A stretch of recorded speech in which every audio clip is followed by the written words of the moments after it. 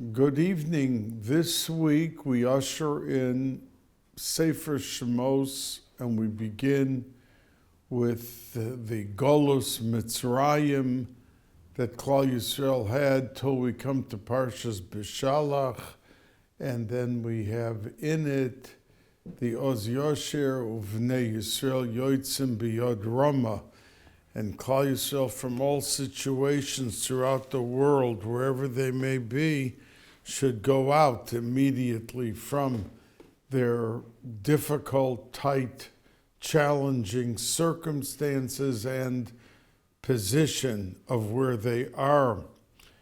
The Medrash at the very beginning of our Sedra says that Moshe Rabbeinu had a kasha.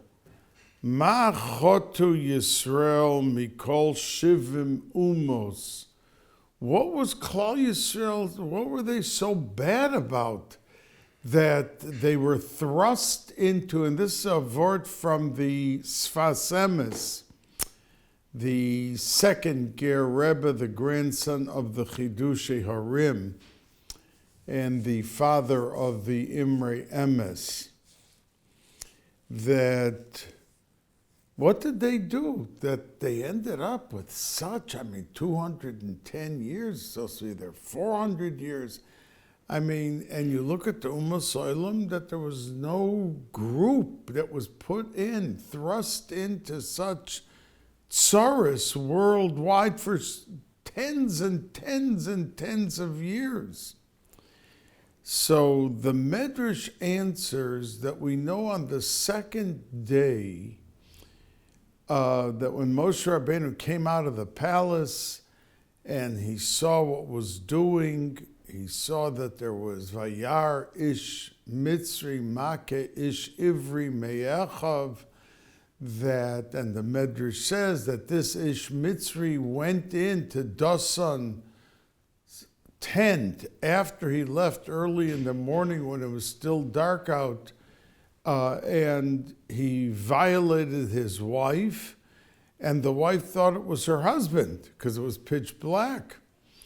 And the Mitzri, when Dasan came back to the tent to get something and saw the Ish Mitzri leaving, so the Ish Mitzri the next day wanted to kill Dasan, because he said that that's going to be found out what I did.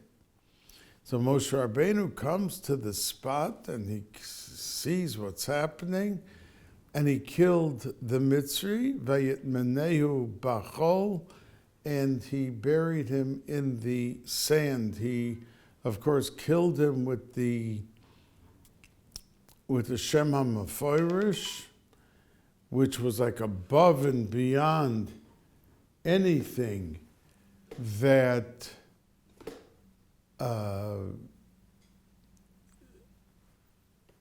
could have held him responsible. By just saying someone should die doesn't mean that he's chayiv b'dei adam. There was much to the story. But coming back to our point, to our nakuda, that here Dasan saw that Moshe Rabbeinu saved him. The Mitzri wanted to kill him. And Moshe Rabbeinu came and said, and what did he do? Dasan ran to Paro to tell him that, that kid that grew up in your palace that you took care of is going out and killing your people. And Paro reacted angrily. He wanted to kill Moshe. Moshe Rabbeinu ran away, and he ended up in Midian. And the story with the daughters of Yisro, and then subsequently being 10 years in Midian in that story. And as a matter of fact, the Medrash says he was put into jail, and it was Tzipporah who brought him every single day. And they put him in jail because they were afraid that Paro would catch up with him and he would hold them responsible for protecting him. So they put him into jail, and Tzipporah, who became his wife, actually fed him each and every day. But the Medrash, when it asked the question, like Moshe Rabbeinu couldn't imagine what was Klal Yisrael so guilty of, that they found themselves in such a position of tsaris and oppression. And the Medrash then says that when he went out the next day and he saw two Yidden fighting, one was Dasan with another Yid, and when Moshe Rabbeinu said, "What are you doing? You're fighting with each other." So Dasan said, "What are you going to do? You're going to kill me like you killed the Mitzri yesterday?" He killed the Mitzri the day before to save him, to save Dasan. And what did he do? Look in Rashi. Rashi says that he saw Ochen Noida Hadavar, that it's now known, it wasn't some secret that I killed the Mitzri, that it's a known fact. But the Mefarshim say that that's not what Moshe Rabbeinu was referring to. He said, Ochen Noida Hadavar, that now it's manifestly known why Klal Yisrael, the answer to his question, why Klal Yisrael was suffering so much.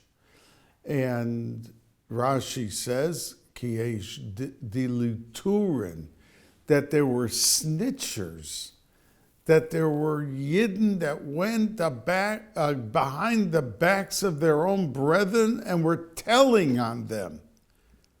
So the Sfas Emes asked the day before, he had a question, why is Klal Yisrael suffering so much? And the next day, he suddenly, because they were talking Lashon Hara, did that satisfy his question?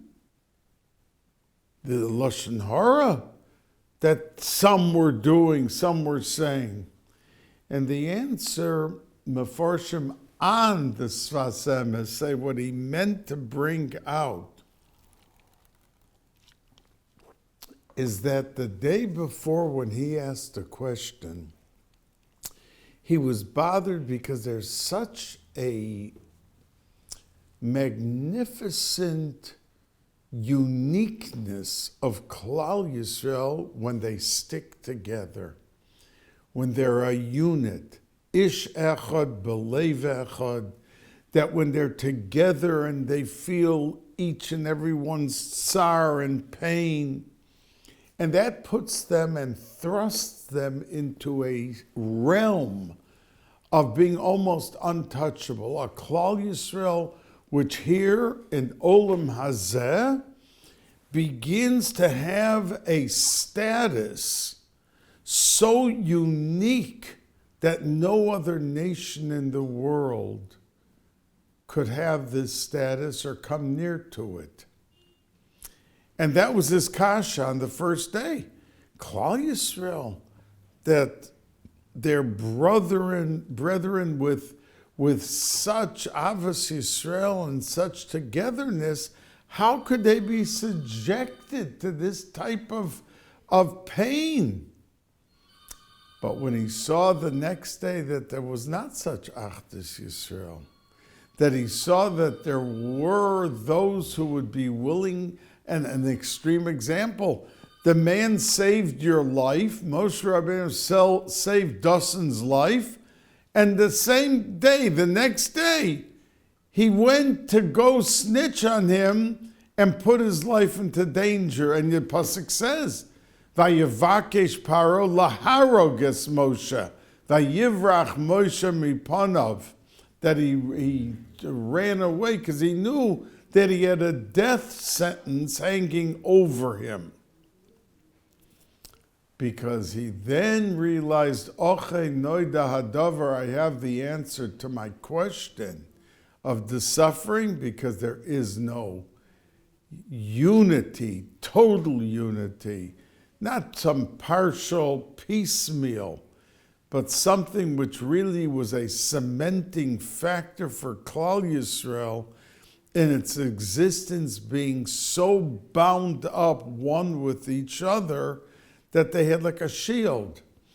And with that, if I said it either this year or last year, on Motzoi Yom Kippur, it says that every Yid is supposed to go home and have a big Suda and have candles on the table, wash and fish and flesh. Many people after a fast, they just take some tea and a little bit cake. They don't overeat. They had a tough day in fasting.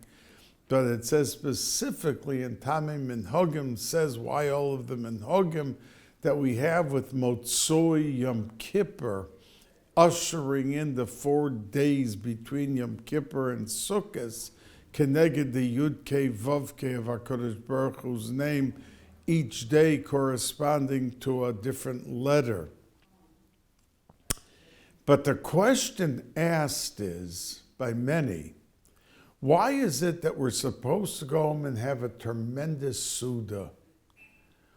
Isn't it a fact that we leave Yom Kippur? How does every Yid know that he was Zoicha to Chasima Toiva? Maybe he didn't get the Chasima that he was hoping for and looking for. So why should he be so confident and go home and have a Suda like he won the lottery? How does he know what was upgepaskin for him that Yom Kippur?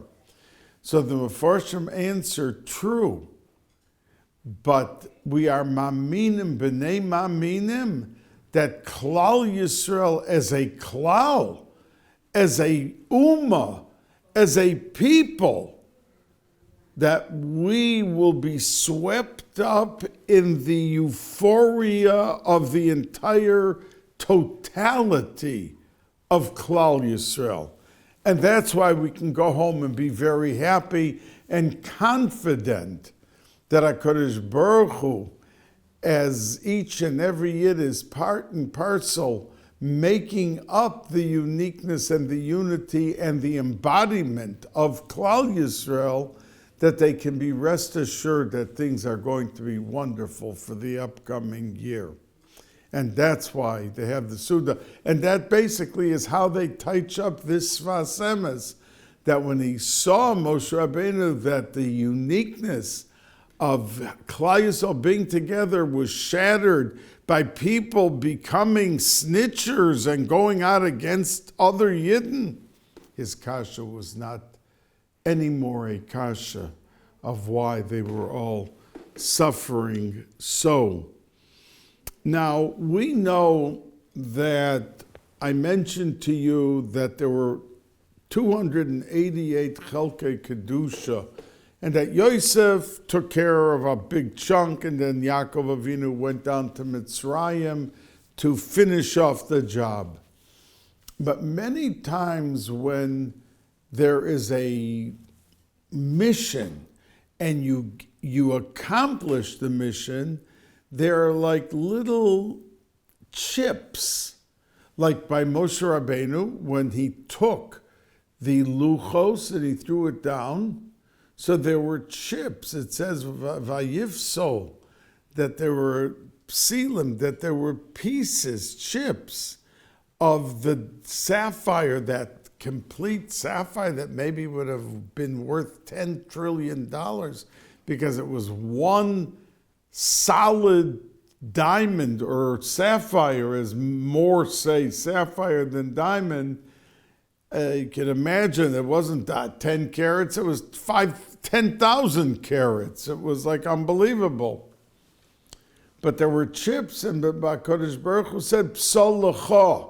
Those chips belong to you, and it made, as the Gemara says, Moshe Rabbeinu very, very wealthy.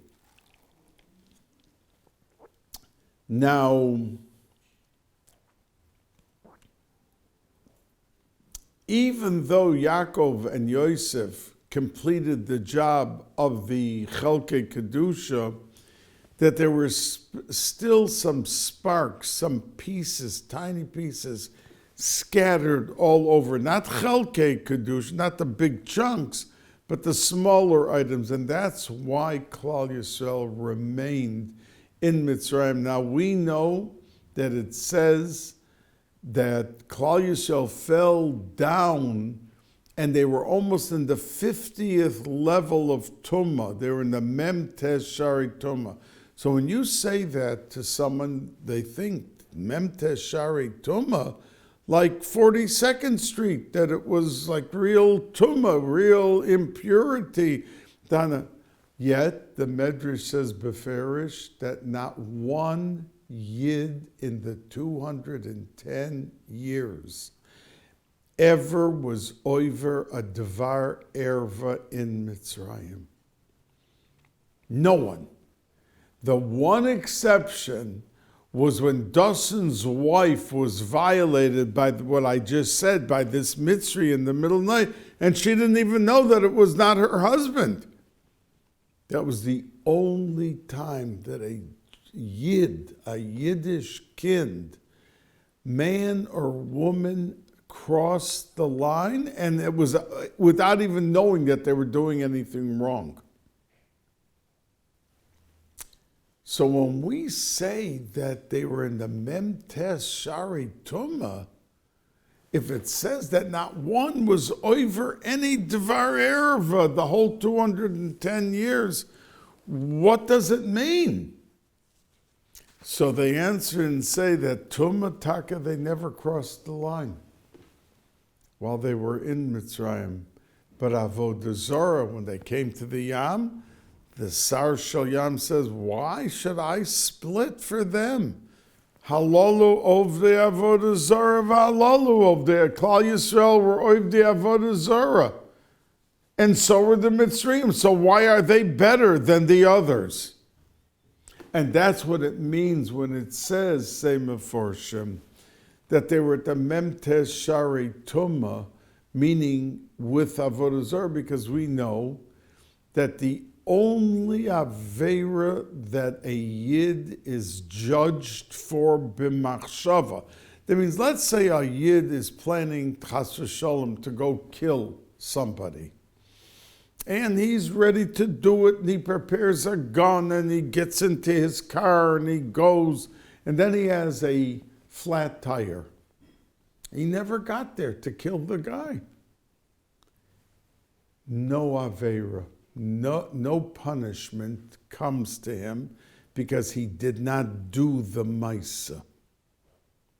By a goy, the Gemara says that a goy, that machshava ra, we are mitzaref l'maisa. So if that driver of the car with the gun going to kill someone was a goy, but he never got there to kill the guy, he stood there, don him in Shemayim as if he killed the goy.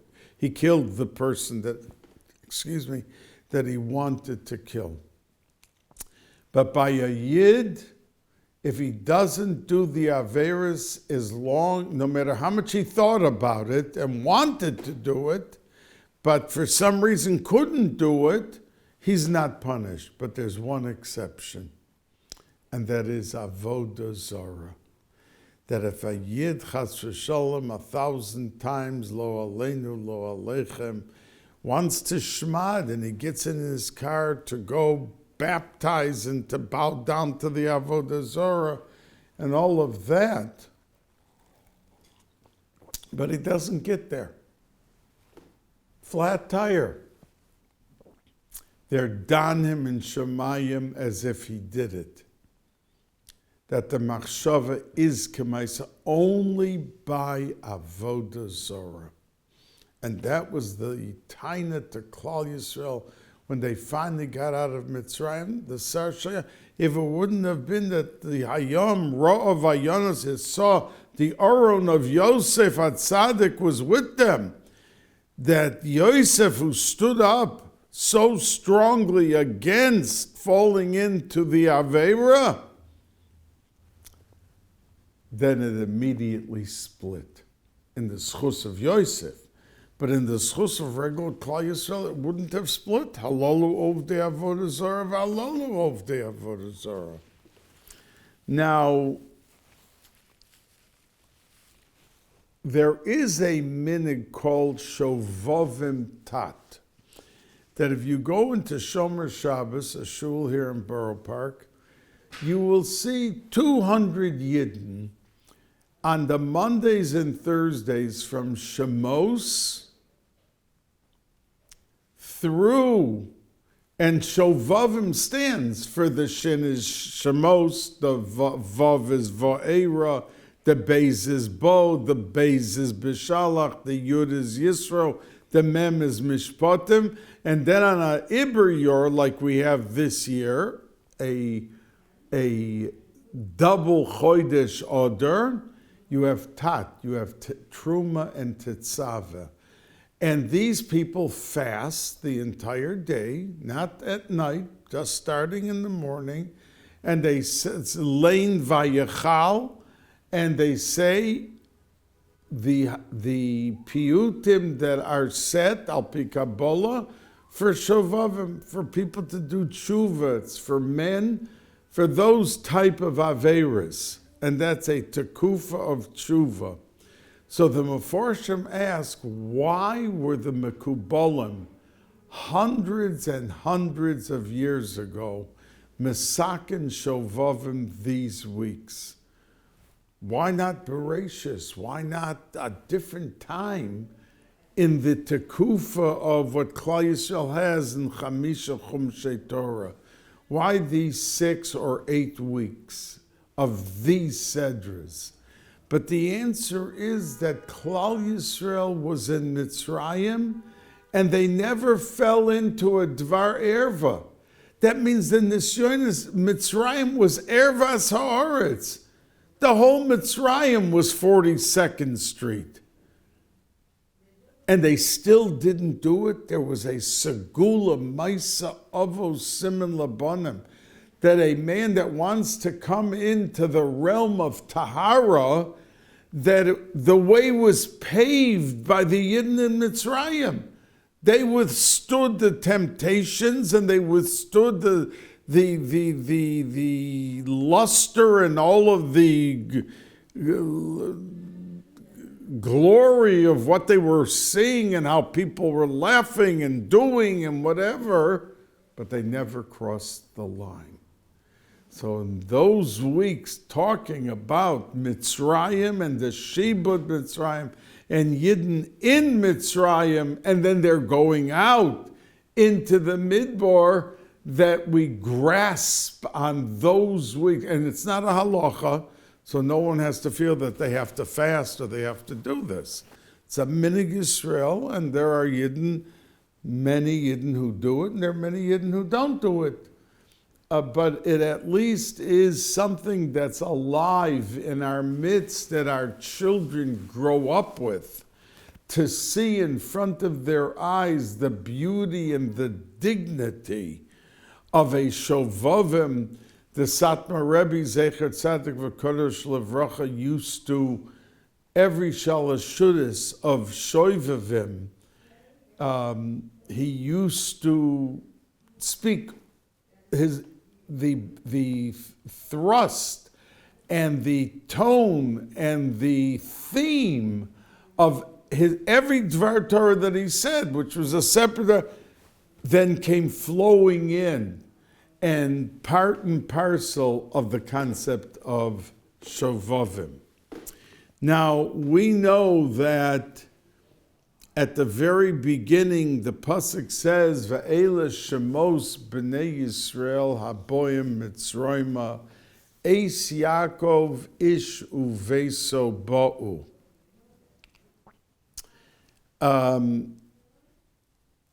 Haboyim Mitzrayim,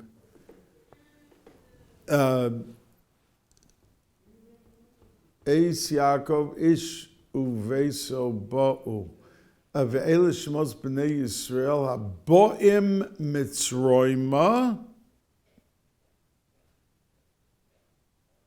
Bais Yaakov ish uveso ba'u. that the Bnei Yisrael Haboim Mitzrayma, the last letters of those 4 words spell Milah. And that's the reason, because of this pasuk, that Shemos Bnei Yisrael, and there's a remez to Milah, why a boy is named at the bris milah. That means when a girl is born, there are different minhagim. Some people wait for Shabbos to name the new baby.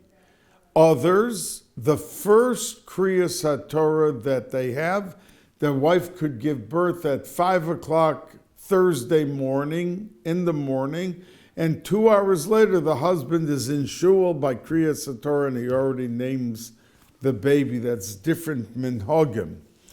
But someone went to the Chidushi Arim and said to him, Rebbe, my wife gave birth. What name do you think I should give the baby? And the Chidushi Arim answered and said that a person, when he names his child, is Zoicha to Ruach HaKodesh. Why in your lifetime, if you're Zoicha a few times, when your wife has a baby, a girl, and you're going to go name it, should I take your schus of Ruach HaKodesh away? Because when you're about to name that baby, the name you say comes straight from Ruach HaKodesh, which is tied to the Shoresh Neshama. And I know many people who had planned to name a child such and such, and when they got to the Sefer Torah, even by a bris milah, the name that they were planning to give a different name, suddenly they got mixed up and they gave a different name.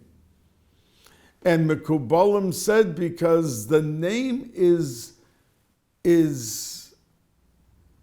Kodesh Kadosh. You know, the Gemara says that if someone has a name and people call them by their nickname, a nickname, not a regular name. Ein lo chelek li'olam haba. So why, just because of a nickname, should he lose his olam haba? The Gemara says it. Ein lo chelek li'hamachane shem chavero. Somebody puts a nickname to the name of his friend, he should know he doesn't have olam haba. Now, why should that be?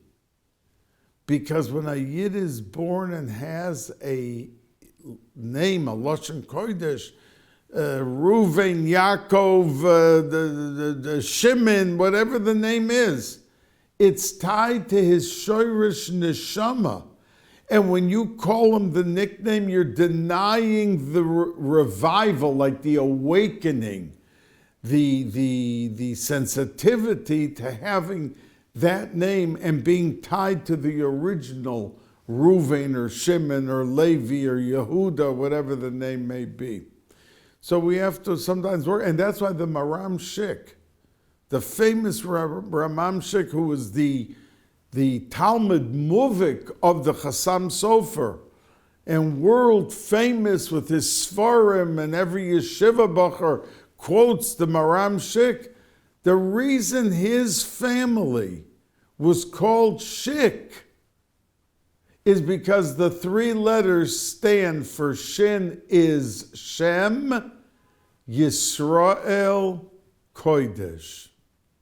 Because his family was Mahader in their shuls and with their friends and with their community to make sure people were called by their Hebrew name, the chashivos of a Hebrew name and everything that it means. And that's why the Chavetz Chaim said, and there are psukim in the Siddur, that at the end of Shemona Esrei, to say those psukim for your name, if someone's name is Yisrael. So there's a pasuk from Tillim, Keneged Yisrael.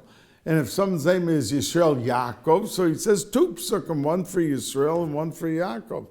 Says the Chofetz Chaim, because when a person is nifter and they put him into the ground, the first question that he is asked is, what is your name?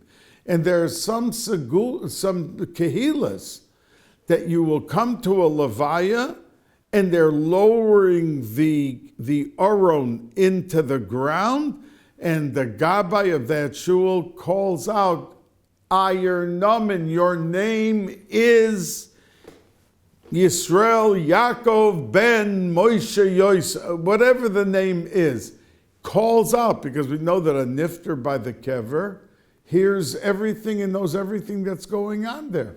So he's not just calling out into the wind, but he's speaking to the person, because that's the first question they ask him. What is your Lashon Kodesh name that you were given? And so he should be equipped. But the Rabbi Chaim said, if you say these psukim at the end of Shemona Esrei, and many Sidurim have the names listed for 2 or 3 pages, different names and different psukim, he says that will reassure that you will not forget your name when, after 120 years, you are buried. So, Ve'ele Shemos b'nei Yisrael, Haboyim Mitzrayim, Bais Yaakov, and all the Meforshim ask, what's this Bais Yaakov in the first pasuk?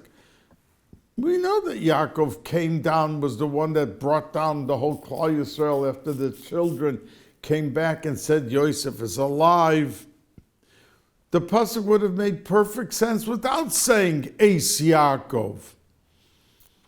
But it wants to give you the antidote. In other words, if a person feels that he's coming down with fever, he's not really burning hot yet, but he knows that before he's going to get fever, he feels it's coming on, and he runs and he takes 2 aspirins to stave off the oncoming onslaught of that fever. So Yaakov Avinu, how did his children, they remained so pure? Like I said last week, we say, Yevarech Ephraim, Yevarech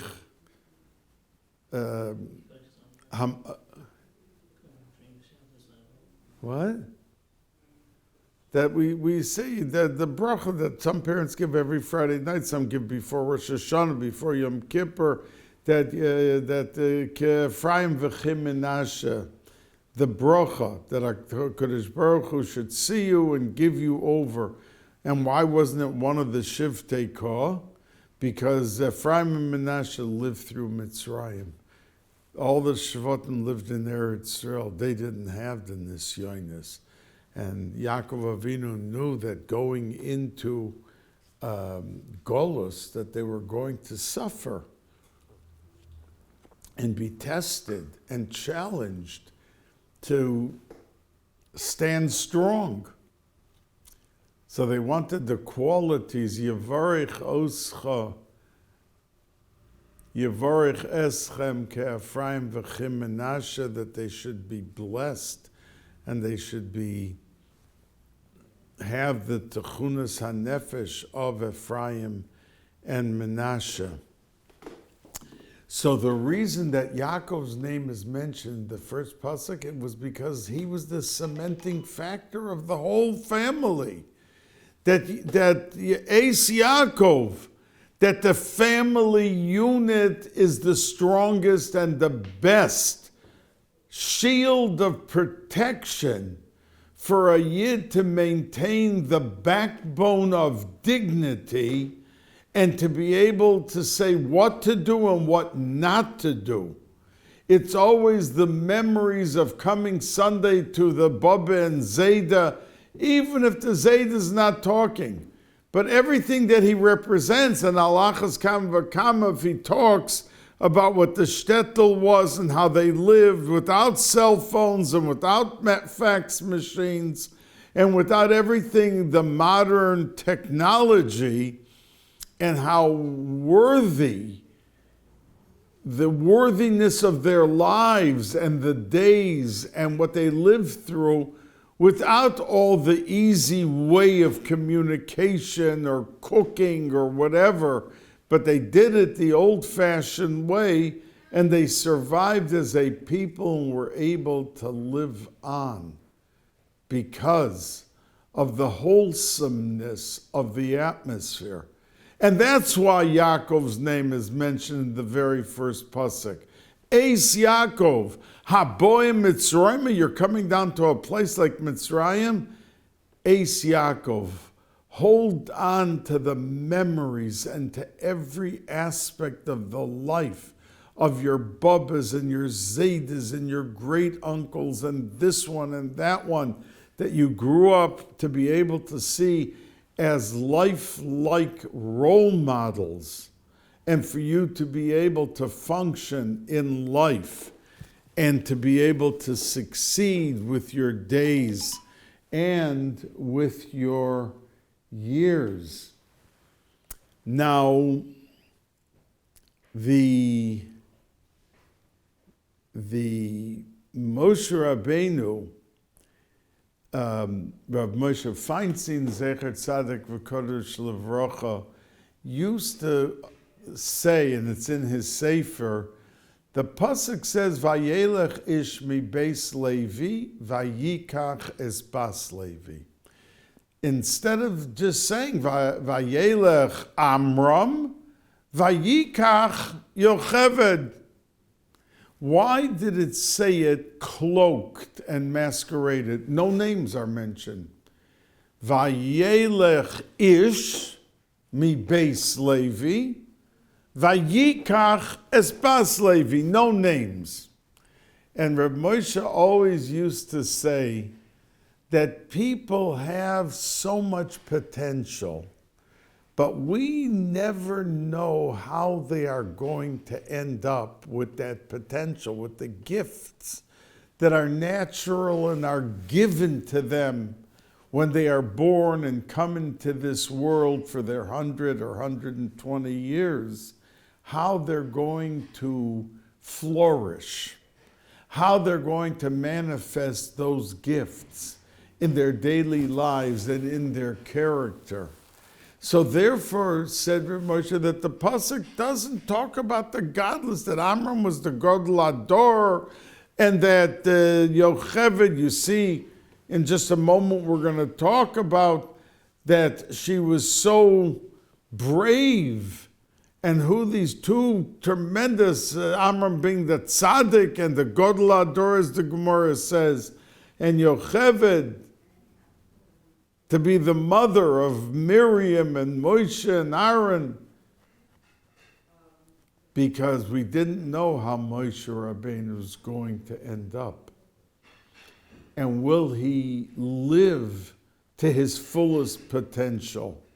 And that's why a person has to be looked at, said Reb Moshe, in his uniqueness and his greatness and his accomplishments and his achievement. Not, oh, well, his father was the most. Look at him, not at the father.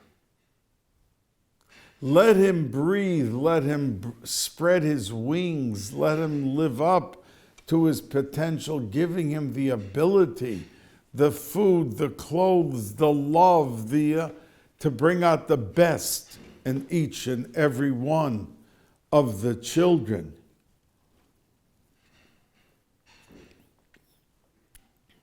Now, we know that Moshe Rabbeinu was born at a time that Paro wanted each and every boy dead. And there were 30,000 boys thrown into the water or into the cement of the walls It was a horrible, tragic tekufa for them. And Moshe Rabbeinu, when he was born, she hid him for 3 months. But after 3 months, she couldn't hide him anymore, and she put him into a little casket, little basket, into the reefs, into the water. And we know that Noach did not, he was a tzaddik tomim, the pasuk says it, but he didn't live up to what he had to do because he was supposed to daven and help change his generation. He didn't do a single thing. He built the teva, he was personally a tzaddik, but for the community, nothing else. So many Kabbalah Sfarim say that Noach's neshama went into Moshe Rabbeinu. And just like Noach's life was saved in an ark in the Teva, so was Moshe Rabbeinu's. He was put into the little Teva and put into the water. And that's why Basya Bas Paro, who the Medrash says was coming down to the water to be Megayer, she was going to dip herself into the water as a mikvah. And as soon as she came there, she saw from a distance, 1,000 feet away, she heard the baby crying. She saw the basket. And vatishlach es amosa vatikocheho, that she sent out her arm and she retrieved it and brought the baby in. Now, the fact is this: if any of us would be standing 1,000 feet away from something that we wanted to see what it was or to take it, would we stand here and go like this with our arms, just stretch out our arms? It's 1,000 feet away. So the Darshanim always use this vart to say that the will of a person, you can reach above and beyond whatever is imaginable and unimaginable. That the will of a person can supersede anything. What did she think? She was stretching out her hand to reach the basket? But the answer is you can do the impossible if you have the will, the willingness through and through. You can reach any goal. And that's why Vatishlach es amosa vatikocheho, that she was so successful in reaching. Now, the pasuk says Vateisatsa vachoso meirachok, that his sister Miriam, who was 5 years old, was standing from a distance to see what's going to be with her brother. And it says, V'hinei nar bocha, and the baby, the lad, was crying. And the Balaturim, who is the Tur Shulchan Aruch, the Rosh's son, the Balaturim says, why doesn't the pasuk say, V'hinei tinok bocha?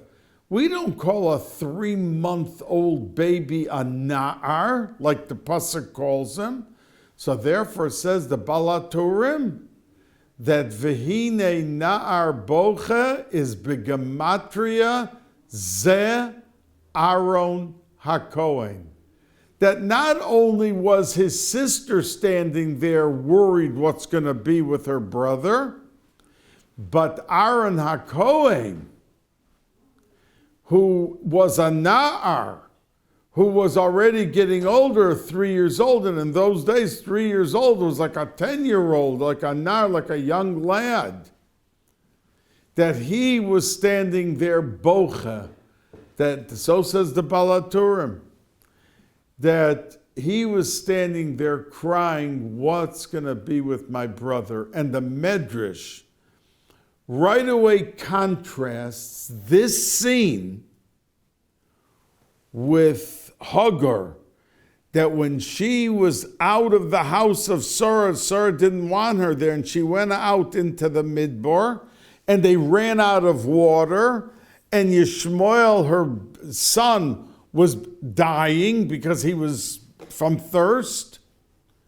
It says that she said, Va'al Ereb b'mos hayoled. She turned her head and she was crying, but she didn't want to be around it. And the Medrash says, you see the difference between Yidden, where they're worried for another Yid, what's going to be for them, and someone not a Yid, they don't want to see the tsaros. They don't want to be pained and grieved. So she didn't want to see al ereb b'mos hayoled. I don't want to see what's happening here. But Miriam and Aaron came to see and to be there, as painful as it was, that when we go to a hospital and we are able to visit someone and lift up their spirits, and go into the house of an avel, lo aleinu, lo aleichem, and talk to someone on the street who you see is depressed or down, and you say a cheerful good morning, how are you, how is the day going, a few words. You can make the difference in that person's whole day in how you're speaking to them and how you're dealing with them. Not, who wants to look at that sad face? Who wants to, I have enough troubles in my life. But to go out of your way into the sea of tears and the oceans of depression, and to be able to lift each other up. That's why we call out chazak, chazak, v'nis chazek. We're saying it to ourselves, but we're saying it to each and every member in that shul. Pick yourselves up. No matter what this last Chumash produced for you in your lives, you're starting fresh and new with a new Sefer. And you can thrive and not only strive each and every day, but thrive with the achievements of what goodwill, simcha, and happiness can bring. So they stood there and they were worried about Moshe Rabbeinu. Now, Moshe Rabbeinu was taken back by Batya, and by the way, her name Batya is the same oisius as Teva. Because the whole theme of why Moshe Rabbeinu was coming back, Noach, was to daven for Klal Yisrael, which he didn't do in his lifetime. And that's why we found Moshe Rabbeinu in many of the Sedras was busy championing the cause of Klal Yisrael when Hashem wanted to destroy them and Hashem wanted to take out his wrath on them, that Moshe Rabbeinu interceded with pleading and begging HaKadosh Baruch Hu not to do it on their behalf, and he was misaken when he finally said, "Mecheni no mesifrecha," that if you're not maskim to forgive them for the Ma'aseh Egel, take me out of your sefer. And Hashem answered him and said, the ones who are guilty will be taken out. And because Moshe Rabbeinu spoke a little out of order, therefore in Parshas Tetzaveh his name is not mentioned. Not once. And every other Sedra, from Shemos through Devarim till Zos HaBracha, Moshe Rabbeinu's name is mentioned in every Sedra. But says the Chazal, because he spoke to HaKadosh Baruch Hu a little bit, a drop out of order, therefore his name was taken out from Parshas Tetzaveh. But when he said, Mecheni no, erase me, the letters of Mecheni, Mem, Ches, Nun, Yud, is Mei Noyach. Say the Sforim, B'nai Yissaschar, and many others, that by saying Mecheni, he brought the ultimate final step in getting the tikkun nefesh for not having daven for Klal Yisrael when he was Noach. And now he accomplished that and was able to get that kapara. Now,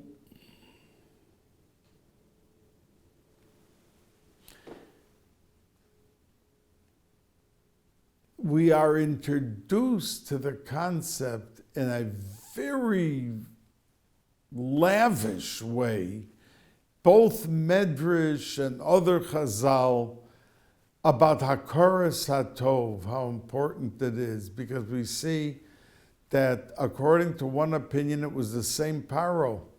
This Paro would have sunk in the days of hunger, but opposite, because of Yosef's shlichus to the world, hu hamashber, that he fed not only Mitzrayim, but the whole world, and he made Paro the richest man in the world. He had the people giving their land, giving their cattle for food, and it was all given to Paro. He became the... So he should have had a lot more Hakaras HaTov, not just for Yosef and his brothers, but for his children, his grandchildren, for Klal Yisrael. But he lacked the Hakaras HaTov. So in one day, Vayakam melech chodosh al Mitzrayim asher lo yoda es Yosef. In one day, he was able to go from this straight into that. Why? Because he didn't have any sensitivity of Hakaras HaTov. And the Pasuk says that he came, when he was running away from Paro, that he came to Midian, and he saw the royim, the shepherds, were starting up with the daughters, the 7 daughters of Yisro. Now the Medrash, you may think that they were just teasing them or throwing grass at them. When Moshe Rabbeinu, the Medrash says, got there, they were already throwing, they wanted to kill them. They were in the wells deep down. They took one girl and they threw her down to the bottom of the well, and to the next well, the next girl. And so when Moshe Rabbeinu saved them, he literally saved their lives. So when they came home, Yisro asked them, and in Turkey, there's a city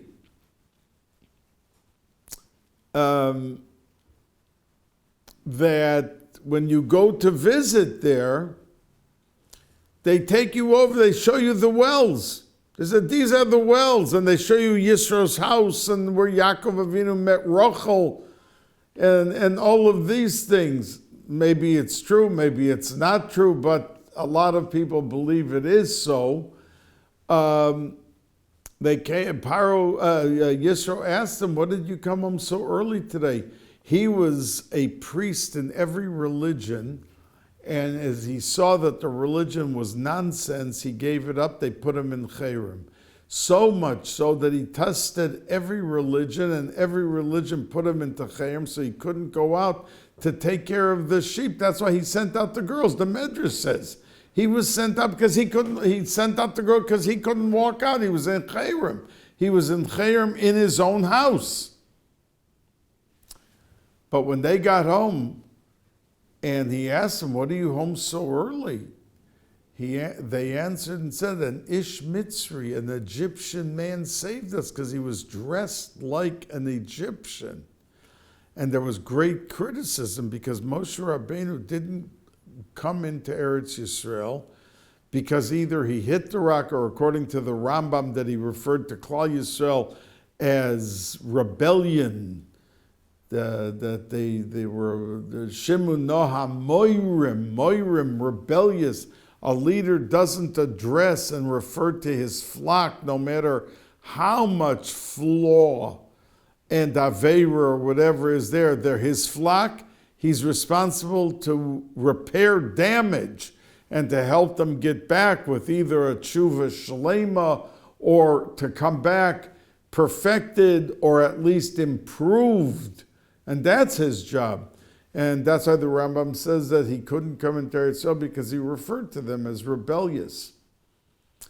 But he couldn't come in. But he then davened that he should at least be buried. If he can't come in alive, let me come in dead. Let me come in after my patira and bury me in Eretz Yisrael.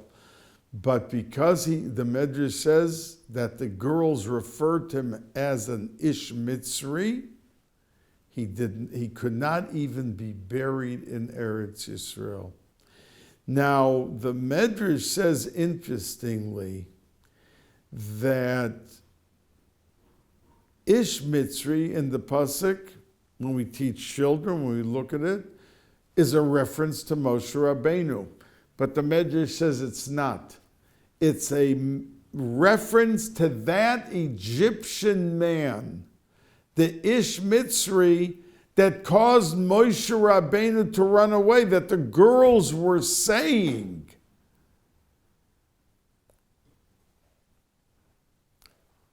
That the reason Moshe Rabbeinu found us is because he was running away.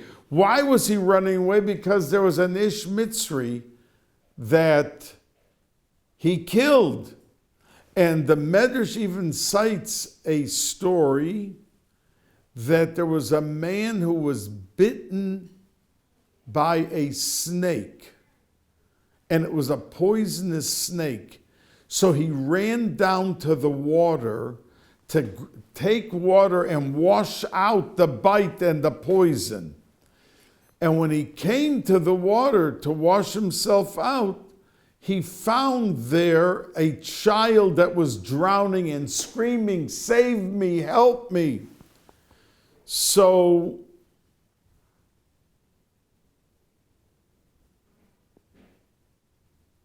when the child was saved, the mother of the child and the child, "Oh, thank the man, you saved me, thank you. So he said to them, "Don't thank me, thank the snake. Because if I wouldn't have been bitten, I wouldn't have gone down for water to take out the poison." So you have to go thank the snake. The same way that the girls were saying, Ish Mitzri, that Egyptian man in Mitzrayim saved us because it brought Moshe Rabbeinu to us to help us survive.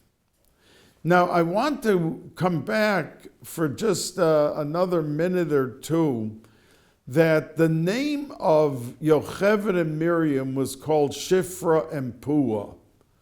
So many Meforshim ask, why? What's the word Shifra mean?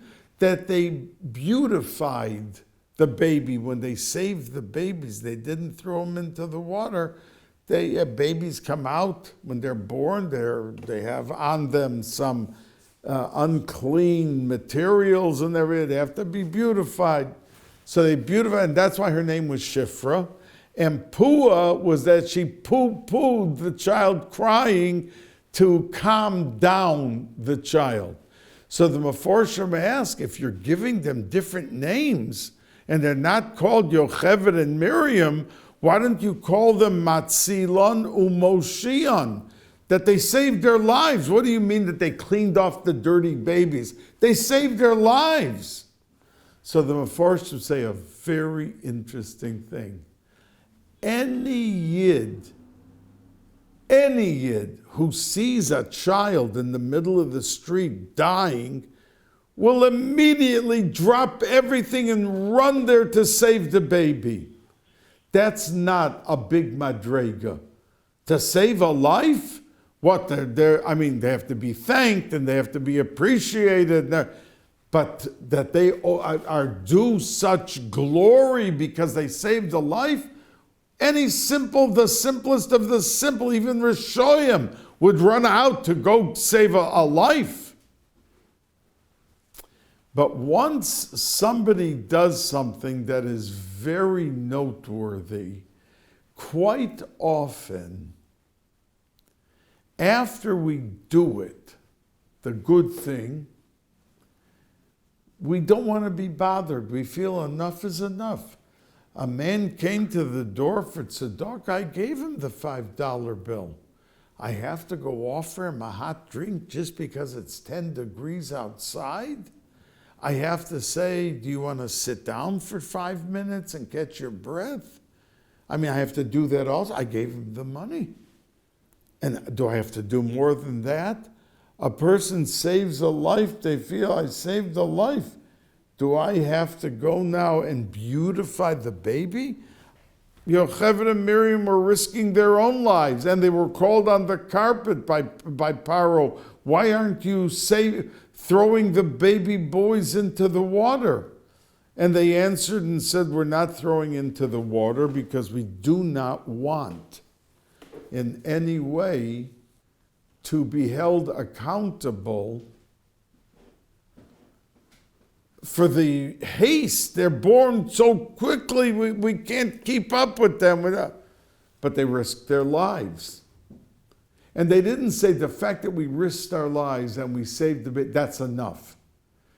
But they went the extra step to beautify the baby and to take the baby that was crying and to cuddle the baby and to calm the baby.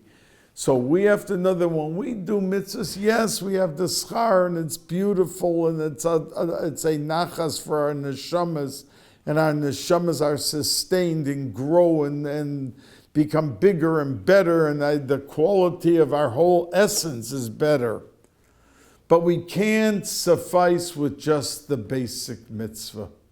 We have to go a step beyond, and we have to try to magnify and bring out the full luster and the full glow of that mitzvah with the packaging of the mitzvah, with offering the hot drink to the guy at the door, and to be able to do the mitzvah that the person being helped, okay, I helped him, he was marrying off a daughter, I spent so much time.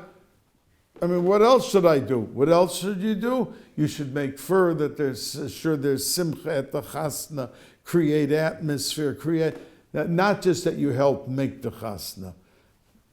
Go above and beyond. And the last thing that I want to, before I wish you a good Shabbos, is say to you that Yocheved and Miriam were given 2 gifts because of what they did. Yocheved was given kahuna, and Miriam was given the Malchus, Yehuda. That from her came out Malachim and Malachim, kings and kings. So Reb Chaim Soloveitchik, the Brisker Rov, asks, why did HaKadosh Baruch Hu give them those 2 gifts? Why not give them Arichas Yomim, let them live like Serach Bas Asher lived to 800 years? So he answered and said, because they saved the boys. Now, let's say they didn't save the boys. All the girls that lived would have married Mitzrayim. Who else would they have married? So the children would have been Yidden, because the mothers, the girls, were Yidden. But the whole inyan of Kahuna, Leviah, and Malchus Yisrael is from the father. There would have been no Malachim and no Kahuna and no Leviah. Says Reb Chaim Brisker that's the reason HaKadosh Baruch Hu gave them the gifts of Kahuna, Leviah, and Malchus, because they saved it by saving the boys. A Freilichen, a Listik and Shabbos, and I want to end with a special acknowledgement of Torah Anytime, who through their magnificent efforts are so gracious and graceful to the worldwide jury that in the countries of the world, everywhere, that there is Torah anytime.